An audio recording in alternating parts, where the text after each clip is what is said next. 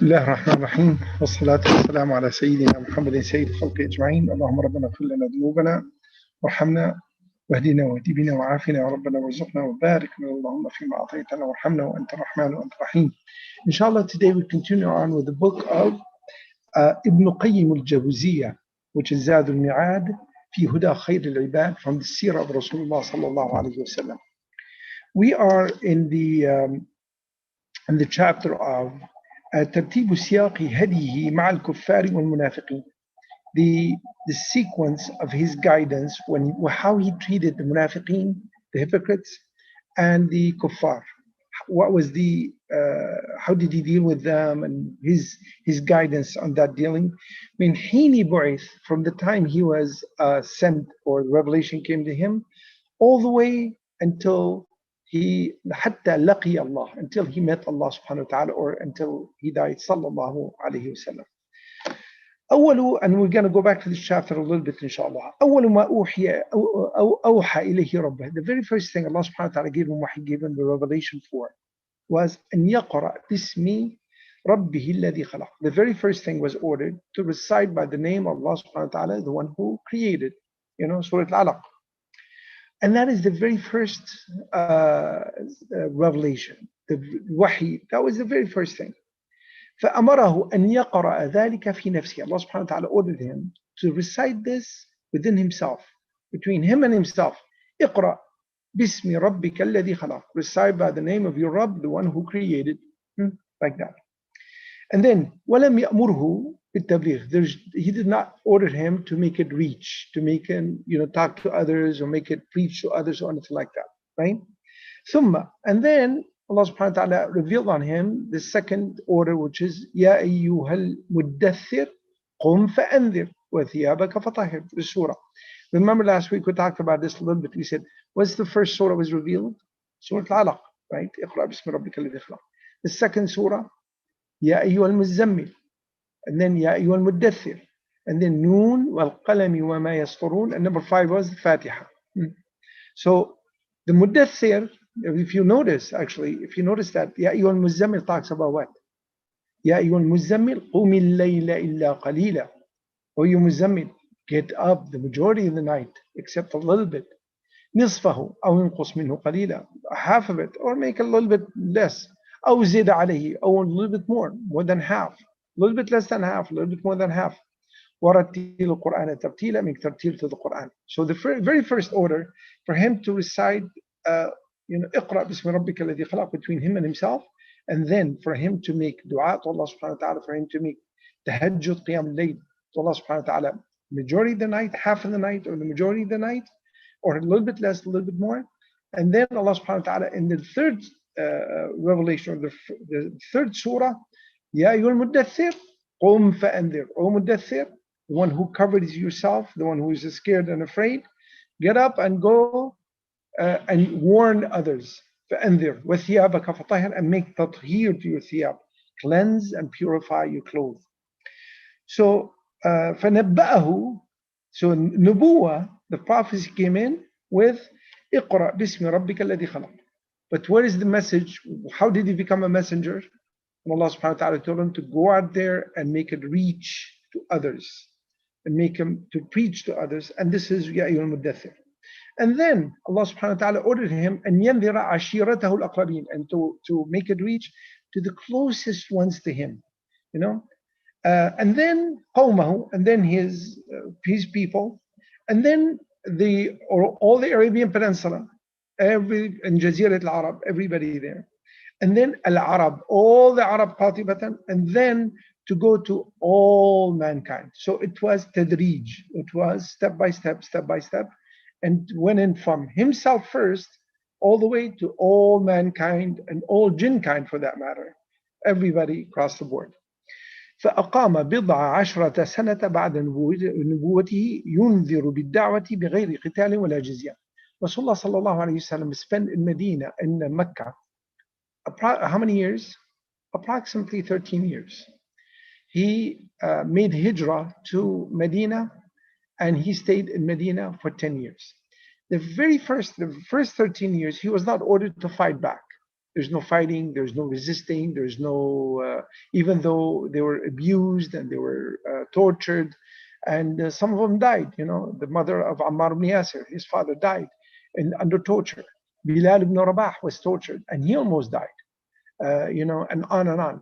And we know from the hadith, um, uh, the Islam was 8 people. Rasulullah sallallahu alayhi wasallam, Abu Bakr as-Siddiq radiallahu anh, and there's 6 more. Between them is Bilal ibn Rabah, Ammar ibn Yasir, Suhaib al-Rumi, a total of 8. The one who narrated the hadith, he says, each one of us got tortured except Rasulullah sallallahu alayhi wasallam, because his own people protected him. Bani Hashim protected him, his uncle protected him. And the Bani Tamim, which is the tribe of Abu Bakr as-Siddiq radiallahu anh, they protected him also. But everybody else got the torture, got they took their money and on and on. So you can imagine the situation in. Rasulullah sallallahu alayhi wasallam was ordered not to fight back, not to do anything, all the way until he made hijrah. He left Mecca, he went to Medina, and then he spent approximately a year and a half or so. And this is where the jihad was ordained. And the very first surah of jihad was Allah subhanahu wa ta'ala in Surah Al-Hajj, where he says, أُذِنَ لِلَّذِينَ يُقَاتَلُونَ بِأَنَّهُمْ ظُلِمُوا. The ones who've been transgressed upon, they're permitted for them to fight back. And this is the jihad. And by the way, 3 things happened within right about that period of time. 3 things. Number 1 was the jihad. Number 2, Siyam. Siyam was ordained about the same time. The second, or you say the 3rd pillar in Islam. And then the 4th pillar in Islam. And then also at the same time, the zakah, the details of the zakah was ordained about the same time, within that period of time. Now, and then, the author is saying that he was permitted to make hijrah, permitted to leave Mecca after his job is done. There's nothing else to be done there. And then he was allowed for him to fight. And then the very first thing he was ordered to fight, the people who are fighting him, at the beginning. And then he will stay away from the people who don't come near him, they don't have anything to do with him. And then he was ordered, the next step was beyond that.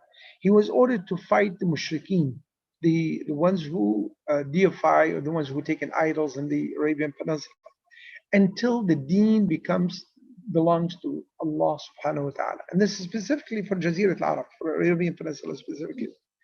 And then the kuffar, they were with him, with the jihad, in 3 different groups.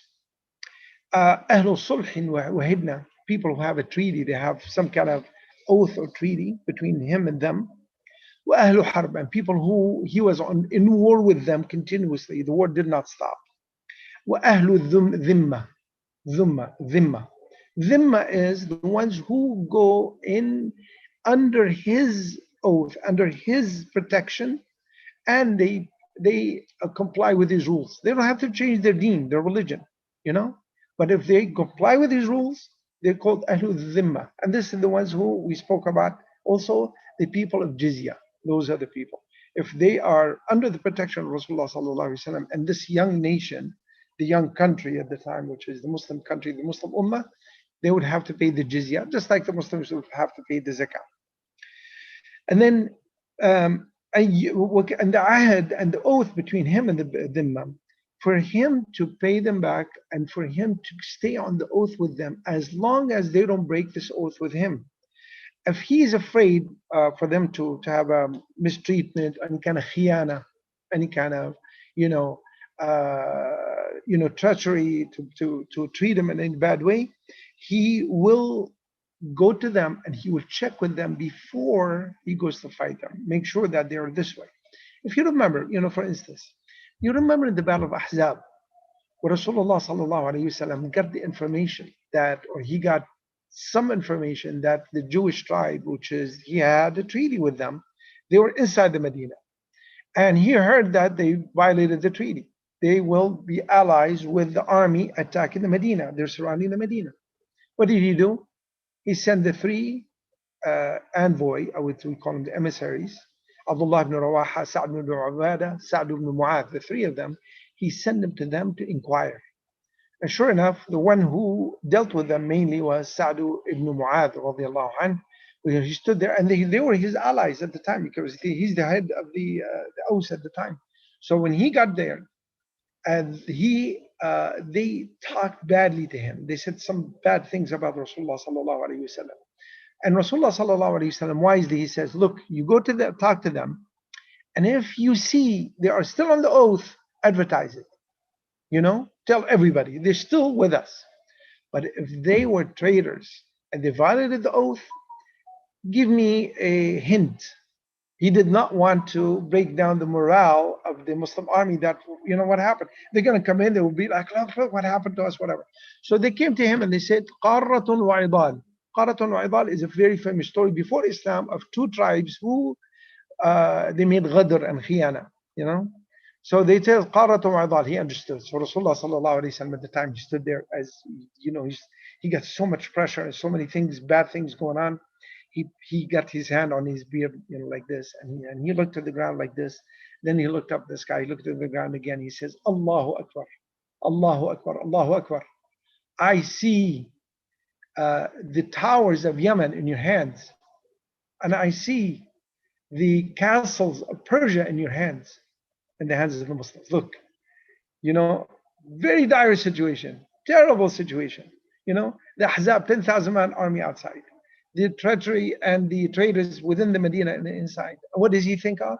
What does he say? Oh, victory. Always be positive. Always bring up something great. Always look at the positivity and what's going on.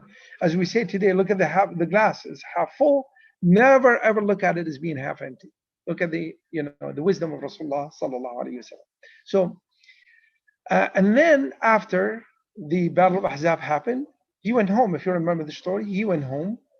And he was going to bathe, going to, shower, take a bath. Jibreel came to him. He said, Ya Rasulullah, what are you doing? Did you leave your weapon? You left it? He says, the angels did not leave their weapons yet. They're still armed and they're marching. He says, you're not going to get to make salah, asr, except in the, Banu Nudayr, look what they have done. So Rasulullah sallallahu alaihi wasallam send the muadhin. He says, if anybody who believes in Allah subhanahu wa ta'ala and believes in his prophet does not pray asr except in over there. So everybody grabbed their weapons again and they marched towards Banu Nudayr for them to, and they surrounded them. And the rest of the story, you know what happened. They eventually complied with the orders of Rasulullah sallallahu alaihi wasallam. The shahid from this story is Rasulullah sallallahu alaihi wasallam. Look at the sequence. He had the treaty, number one. He had the agreement and the treaty. And then when he was afraid, or when we're afraid that they violated the treaty, we need to investigate. We need to find out. Sure, 100%.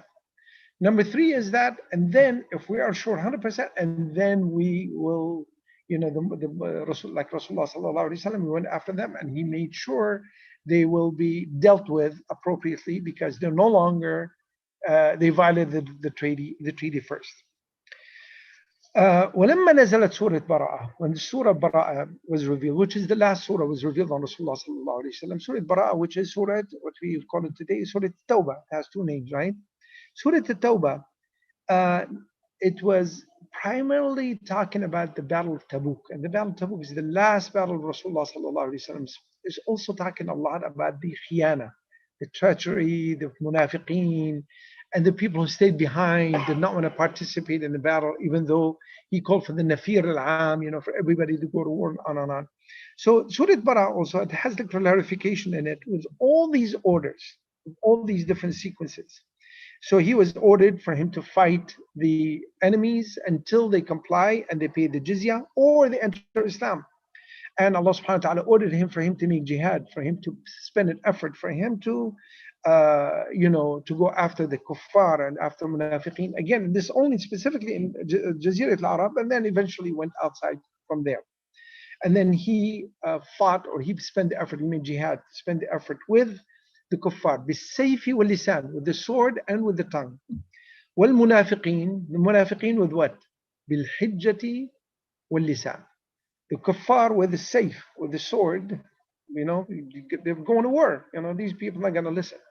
And with the tongue. But with the munafiqeen, with the hypocrites was with the hujjah, with the proof, and with the tongue. So it was always this muqara'a, always this discussion. And Allah subhanahu wa ta'ala ordered them also to be free and clear from all the oath to the kuffar. If you look at the beginning of Surah, Surah Tawbah, Allah subhanahu wa ta'ala says to the kuffar, Sihu fil ardi arba'ata ashhur. Go roam around earth for 4 months. I'm giving you 4 months period of time. Go around, check it out.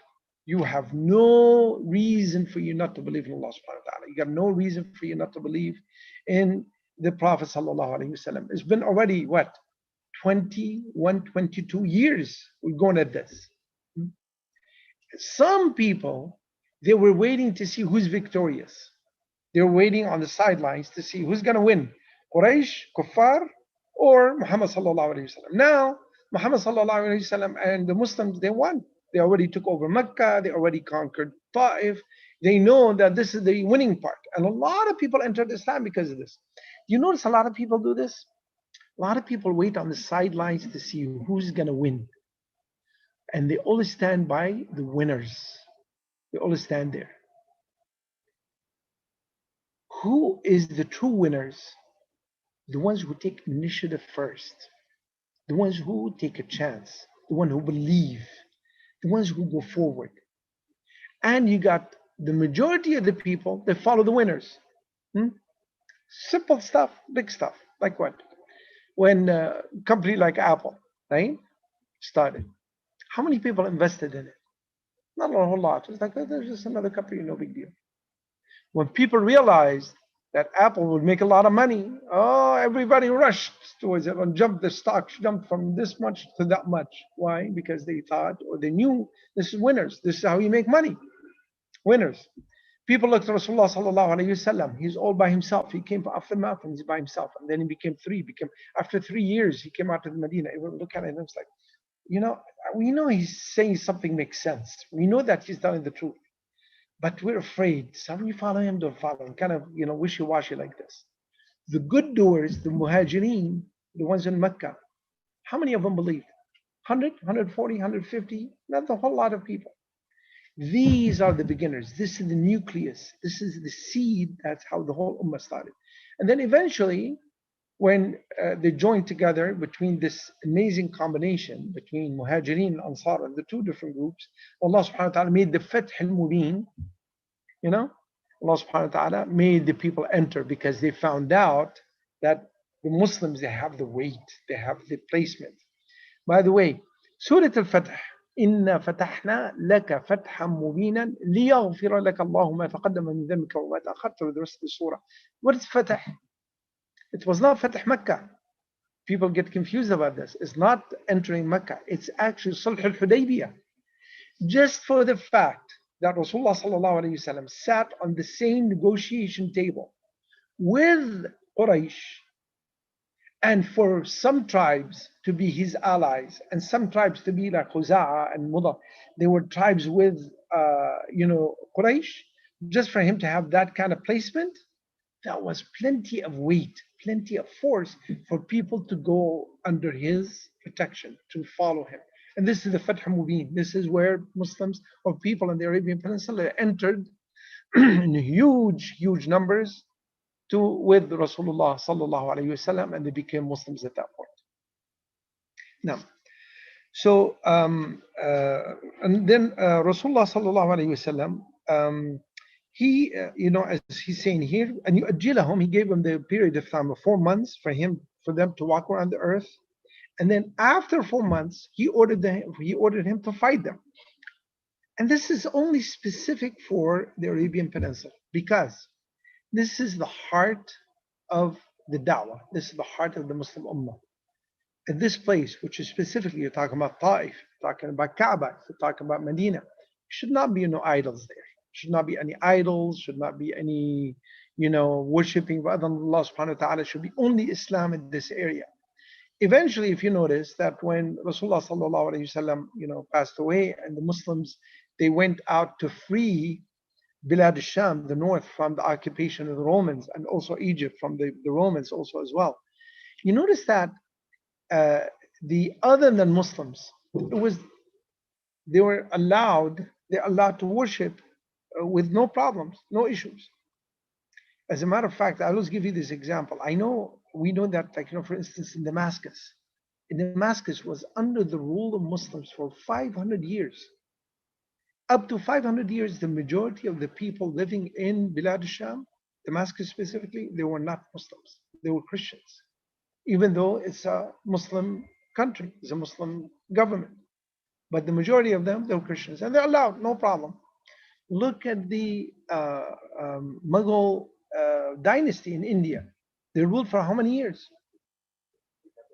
700 years, a long, long time. And yet, the Hinduism was allowed, all the religions, anybody could practice anything they want, no problems, no issues. There's no force to come upon them. If they want to convert, they could convert. If they don't want to, it's up to them. No, la ikraha fi din. La ikraha fi din, as long as they rule justly, fairly amongst everybody else. So, and then Allah subhanahu wa ta'ala says in this the Tawbah, the Surah Tawbah, ayah number 5, فَإِذَا انْسَلَخَ الْأَشْهُرُ الْحُرُمُ, if the 4 months, the Shahr Haram, went away, فَقُتُلُوا الْمُشْرِكِينَ, go after the mushrikeen, fight them, and go to war with them. And it is the beginning of the, after the day of the Hajj al-Akbar, this is where this thing has taken place. And by the way, we're talking about, the author here is talking about the Ashhur al-Hurum. What are the Ashhur al-Hurum? Ashhur al-Hurum here, as they are mentioned, and it's called Ashhur al-Tasyir. The Kathir differed in his tafsir. He says that Shahr al-Haram, Ashhur al-Hurum, the Mufassirin differed on it. Some people said this month and this month or whatever. And in reference to when Allah subhanahu wa ta'ala says, Minha arba'atun hurum, there's 4 months that there are arba'atun hurum, ذَلِكَ الدِّينُ الْقَيِّمُ فَلَا تَظْلِمُوا فِيهِمْ أَنفُسَكُمْ, do not transgress against yourselves in these 4 months. And some other people, they differed on it in a different way. Is that when is the 4 months? When do they start? When do they end? And they are Rajab, Dhul Qa'dah, Dhul Hijjah, and then Muharram. And these 4 months, and we say Dhul Qa'dah, Dhul Hijjah, and Muharram, they're 3 months right next to each other. But Rajab is separate or by itself. But the problem is that the mushrikeen in the Arab and the Arabian Peninsula, they used to switch these months. And they did not, every time they switch it, they say, oh no, Rajab here, Muharram here, Dhul Qa'dah here. Why? Because the reason why they created these months, and they said there's no war in them, there's no fighting in them, because of money, because they wanted to trade and sell, buy and sell. They said, okay, fine, let's come out with a grace period of time where peace will settle around the Arabian Peninsula, so we get to make money. And the included part of it is Dhul Hijjah. Dhul Hijjah is that this is the biggest festival in their eyes for them, when all the Arabs used to make Hajj in the Bayt al-Haram. So people used to go there, of course, in the cloak or the cover of religious activities, but they were doing many other things, right? One of the things they used to trade and make money. One of the things that they used to have the month of Uqav, or the festival of Uqav, which is the festivity for them to recite poetry, to have these festivities and on and on. So it was more like, so they took a third of the year, 4 months out of the year. They said these months, there's no war in them. They made that up. Allah subhanahu wa ta'ala substantiated that. He said, that's good, no problem. Take these 4 months, do not transgress against yourselves in it. But for us Muslims, the entirety of the year is like that. In the entirety of the 12 months, we don't fight, we don't go to war against each other, we don't rob each other. Because what they used to do is that they used to stop these 4 months, in duration of the 4 months, because they want to make money, they want to prosper, they want to do whatever. But the other 8 months, they used to attack each other, rob each other, one tribe go against the other tribe, and that's not allowed in Islam anyway. So for us, the entirety, 12 months are Shahr Haram, the entirety of the 12 months. So afterwards, the kuffar, they were on 3 different groups. Muharibin lahu wa ahlu ahdin wa ahli dhimma. And this is the end of the what's settled. The kuffar, they were on 3 different groups of people who was always continuously in war with them. And one of them are the Roman. The Roman Empire, the war between the Muslim Ummah and the Roman Empire never stopped. Come to think of it, did not even stop until now. Still going, it's taken different shapes, different places, different, issues, whatever. The Persian Empire disappeared, gone, no more. You notice? There's one hadith ضعيف. Rasulullah sallallahu alayhi wa sallam says, الفرس فإن هي نطحة أو نطحتين. Natha is when a bull rams a head with another bull. He says, one kick, two kicks, they're gone. About the Persian Empire at the time. And sure enough, the Islam spread throughout Persia and went beyond, went all the way today to the edges of China. Actually entered China, as a matter of fact. Went all the way out there and went way north, which is the Turkish countries today, Uzbekistan, Tajikistan, Turkmenistan, all these countries in the north and south of Russia, all these countries went, and as a matter of fact, less than 100 years. You know the country Azerbaijan, right? Azerbaijan today, the Islam entered there early on, went all the way there. Within the first 100 years, in the Bilad, when the Umayyin, so you can imagine, they were not able to enter, the Anadolu, which is Turkey today. It was kind of very rocky area, whatever, and eventually it took all the way to the year 800 Hijri, when Muhammad al-Fatih was able to enter and take Constantinople, which is Istanbul today. So you can imagine Futuhat, what has happened from that point. On the other direction, the war kept going and never stopped. Sulaiman al-Qanuni got where? How deep inside Europe? He got all the way to Vienna. He was actually surrounding Vienna. He was right there on the border, and he almost was able to enter Vienna, but unfortunately, the treachery and the bad work come in from the backside, where Dawla Safawiya, there was a Dawla, another country, they were in competition. They made a treaty and deal with the Europeans, the Belgium and on. They attacked the Turkish or the Ottoman Empire at the time. They attacked it from the backside. So Sulaiman al-Qanuni has to draw his army back and go fight them. And he conquered them. He won eventually. But unfortunately, the prize of Islam entering, Vienna and entering in that area, and Germany and on, didn't happen. The Muslims went all the way to Paris. And they say this is in the battle of Bilat al-Shuhada. Bilat al-Shuhada.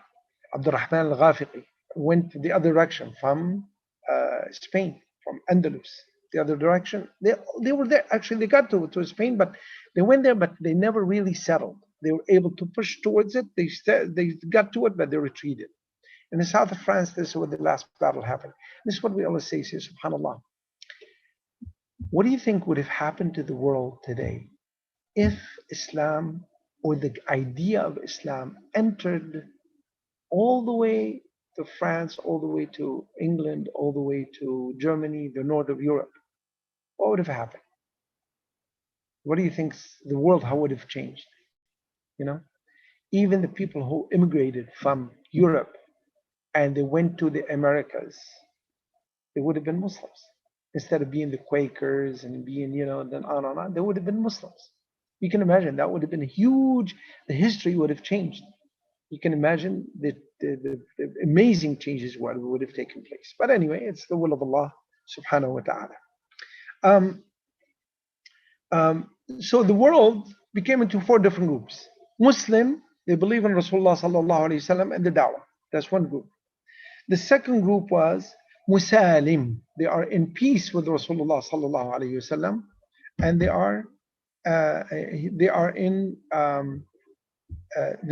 a place of they are in a placement of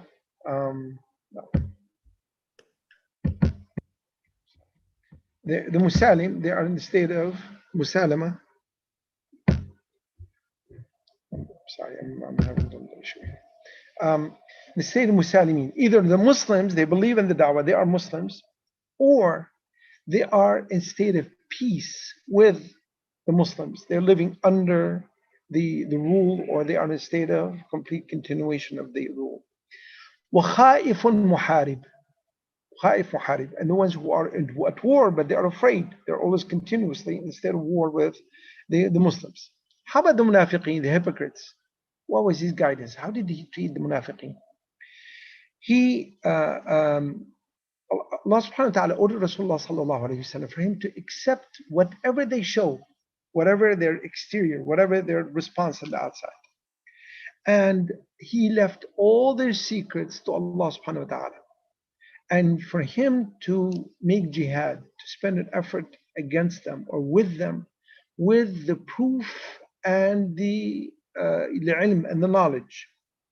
And he ordered him, Rasulullah sallallahu alaihi wasallam, to stay away from them and not to be affected by their actions, their deeds, but for him to be tough on them, to be ghalidh with them, and for him to always preach to them, أن يبلغ بالقول البليغ إلى نفوسهم ونهاه أن يصلي عليهم, and he ordered them not to make salah upon them. Like you remember, when one of them died and he's clearly is a munafiq, you don't make salah on him, you stay away from him, or for him to stand in front of their graves. He's the order not to do this. And he was told if he asks Allah subhanahu wa ta'ala to forgive them once, twice, or 100 times, or 1,000 times, Allah subhanahu wa ta'ala is not going to accept that istighfar. Allah subhanahu wa ta'ala will never forgive them. This is his siyar. And you can imagine the wisdom in doing this. Can you imagine if there's people who are hypocrites in the communities? So if people look at each other in this kind of doubt, say, this guy munafiq, this guy not munafiq, this guy is good Muslim, this guy not a good Muslim, what is going to happen? It's going to be like a witch hunt. Say, oh, this guy munafiq, he's not munafiq, let's go after him, let's kill him, let's hit him, let's beat him, let's do. Allah subhanahu wa ta'ala ordered him not to do this. What do? Look, Hadith Rasulullah sallallahu alayhi wa sallam is clear. If you see somebody comes to the masjid and he attends the Salat al-Jama'ah, you testify that he's a mu'min. That's it. فَاشْهَدُوا لَهُ بِالْإِيمَانِ. So what do you see? When I see a person comes to the masjid and he attends the Salah, this by itself is enough for me to say he's a mu'min, he's a believer. That's it. Do I know anything beyond that? I don't. Maybe he's showing off. I don't know. Maybe he wants money. I don't know. Maybe he was coming in to, for fame, for him to be distinguished. Allahu Alam what he wants him for. Just for me to see him coming through the door and attending the salah, that's enough for me to say he's a mu'min. Beyond that point is between him and Allah subhanahu wa ta'ala. However, that does not mean when we see our brothers in our communities are doing something bad, we are quiet. We thought, okay, fine, let them do whatever they wanted to do. We can't. You have to always give nasiha, always give advice, always to say, what did you do that for? How come you did this? Why did you do that? And this is part of the deen, right? Allah subhanahu wa ta'ala says, وَالْعَصْرِ إِنَّ الْإِنسَانَ لَفِي خُسْرٍ إِلَّا الَّذِينَ وَالْعَصْرِ, Allah subhanahu wa ta'ala swears by the asr, by that generation, the great generation of Rasulullah sallallahu alayhi wa sallam, all mankind in the state of loss, except the ones who would do four things. الَّذِينَ آمَنُوا, believed, عَمِلُوا الصَّالِحَاتِ, did the good deeds, وَتَوَاصَوْا بِالْحَقِّ, they made tawasi, they always make wasiyah. I'm expecting advice from my brother and I give my brother advice. He's telling me if he sees something I'm doing, or maybe he's inquiring. He says, what did you do that for? How come you prayed like this? Why did you walk like this? How come you did not respond to your brother like that? How come you did not make salam to the brother? And on and on. Tawasi bilhaq. One more element is tawasaw bis sabr, to be always encouraging each other, pushing each other for sabr and patience on the da'wah, on the deen itself. Fasl. وأما سيرته, what is the hadi, what is the guidance of Rasulullah sallallahu alayhi wa sallam? في أوليائه وحزبه, in the people who are following him and his hizb and his followers. He says, فأمره أن يصبر نفسه مع الذين يدعون ربهم بالغداة والعشي يريدون وجهه. He ordered him to stay as a bond, to create a bond between him and the good doers. And this is advice to all of us. Allah subhanahu wa ta'ala says, وَاصْبِرْ نَفْسَكَ مَعَ الَّذِينَ يَدْعُونَ رَبَّهُم بِالْغَدَاةِ وَالْعَشِيِّ. Make sabr with yourself amongst this group of people who make dua to Allah subhanahu wa ta'ala in daytime and nighttime, all the time. And وَأَلَّا تَعْدُوا عَيْنَاهُ عَنْهُ, for him not to let his eyes or his aspiration or his ambition to go beyond that. وَلَا تَعْدُوا عَيْنَاهُ عَنْهُمْ, وأمره أن يعفو عنه, and he ordered him for him to make afu, to always pardon them. If they make a mistake, they make something, pardon them. Don't just sit there on top of them. You made mistake like that. ويستغفر لهم, and ask Allah subhanahu wa ta'ala to forgive their sins. ويشاورهم في الأمر, make مشورة, right? To have to ask for their consultation. وأن يصلي عليهم, and ask Allah subhanahu wa ta'ala to make salah. Remember the word salah, the connection, as we talk about it in Salat al-Fajr. And then, this is one group. And then who else? وأمره أن بهجر من عصاه. He ordered them to stay away from the ones who disobeyed him. And they stayed behind, like the people who stayed behind in the Battle of Tabuk. When he ordered everybody to go to battle, what happened? A group, the majority went, but there's a group went, stayed behind. Allah subhanahu wa ta'ala says, stay away from them. These are not good people until they prove themselves again, they'll join the group again.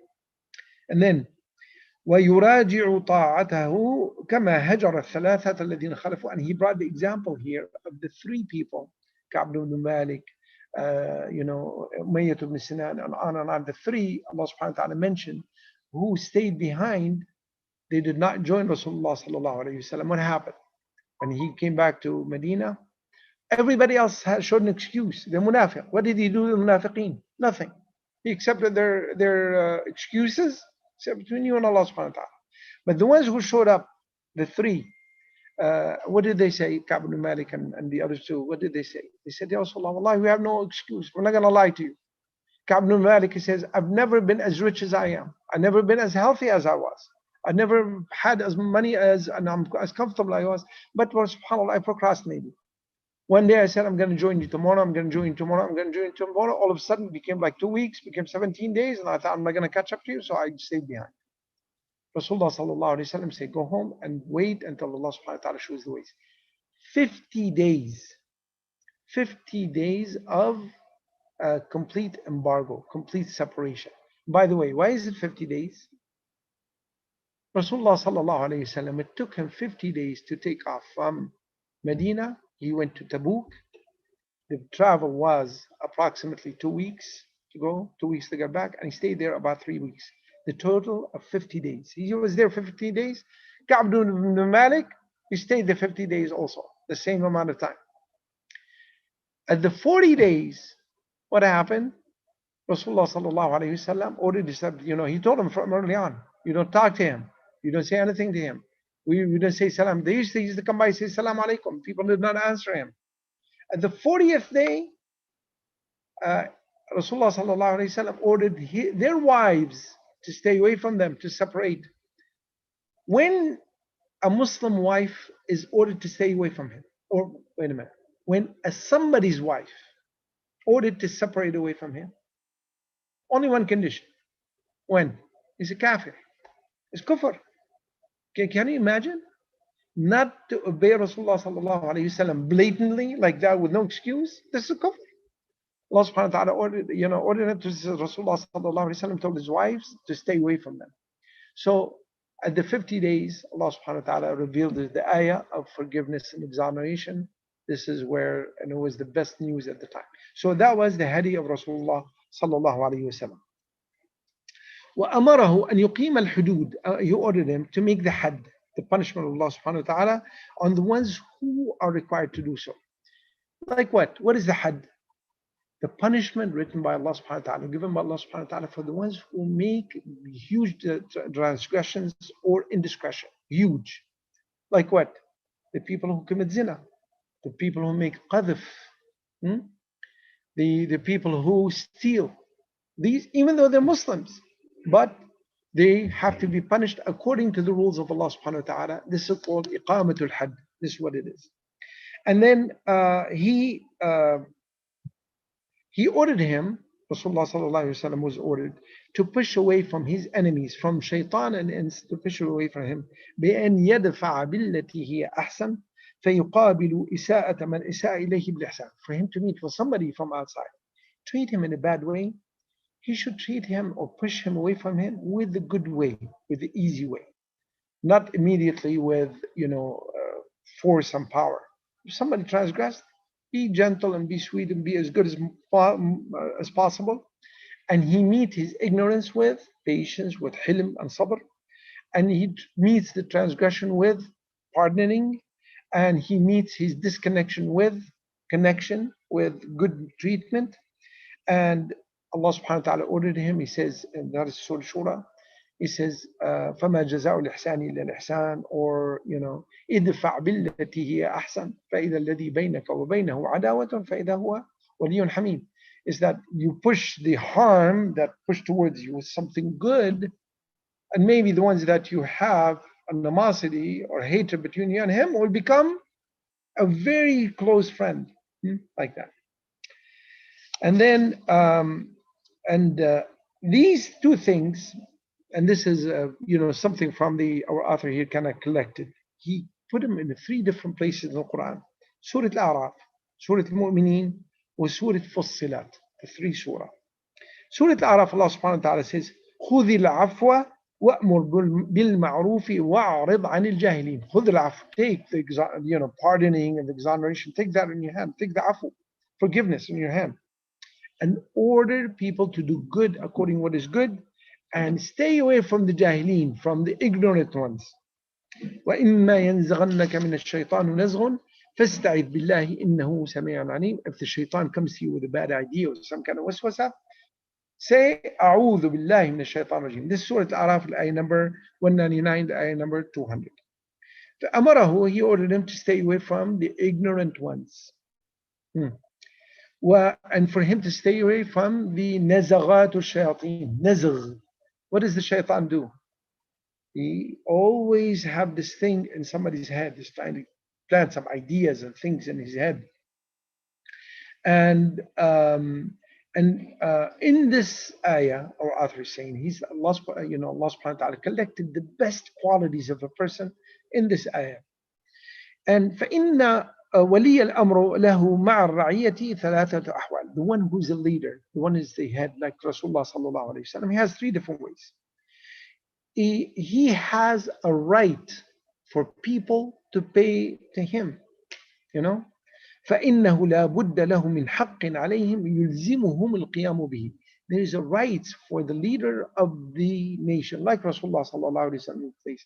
People, they have obligation to comply to him with. And he ordered him to order them to do that. To do what? To obey him, to listen to him, to follow his orders, to go his ways, and on and on. And they should not let go of these obligations towards him at this point. And then he ordered him also for him to take what is rightful from themselves, to take it from them, but as long as they allow it, and make it easy on them. Make it easy on them. Like, for instance, the zakah. وَخُذْ مِنْهُمْ زَكَاةً تُطَهِّرَهُم بِهَا. You purify the zakah. But how do you take the zakah? You take it, but they have to give it. They have to give it anyway. And then, and the afu also, to forgive. If they make a mistake or they make some kind of sin or something, to forgive or to pardon them, and not to have it huge obligation. That's number 1. Number 2 is يَأْمُرُهُم بِالْعُرْفِ. وَأْمُرْ بِالْعُرْفِ. What is the urf? You remember the word? كُنْتُمْ خَيْرَ أُمَّةٍ أُخْرِجَتِ النَّاسِ. You are the best ummah was revealed or brought to mankind. Why? تَأْمُرُونَ بِالْمَعْرُوفِ وَتَنْهَوْنَ عَنِ الْمُنْكَرِ. What is ma'roof? What is munkar? المعروف ما يعرف به في هذا الزمان وهذا المكان بأنه جيد وأنه حسن. The ma'roof, you order ma'roof, is something that is well known to be in this time, in this space, in this geographical place, that it is good. That's called ma'roof. So it's flexible, it goes time to time, place to place. Al-munkar is something known to be bad, وَنْهَا عَنِ الْمُنْكَرِ, right? So Rasulullah sallallahu alayhi wa sallam was ordered for him to order them with the urf. So you notice the flexibility in the deen. The urf, it changes from time to time, like for instance, the way we dress, the way we talk, it changes from place to place, from time to time. So the urf, it is in that time, in that space, well known to be good, in good shape. And then he ordered him to counter back the jahilin, the ignorant ones, with i'rab, to stay away from them and not to counter them back with force or any kind of power at this point. So inshallah, we're going to stop here at this chapter, inshallah. We will continue on next week, inshallah, with the rest of this in the siyaqi maghazi, in the battles of Rasulullah sallallahu alaihi wasallam, and the battles that he conducted, and what was his guidance in these battles. Ibn Abbas radiallahu anhu used to say, he says, we used to study or natadakar, to study or to remember the battles of Rasulullah sallallahu alaihi wasallam, like we used to talk about the Quran. How important as it is. What did he do? What happened? And on like that. May Allah subhanahu wa ta'ala inshallah give us the guidance. Allah subhanahu wa ta'ala show us the straight path. Allah subhanahu wa ta'ala inshallah give us the highest place in Jannah al-Firdaus.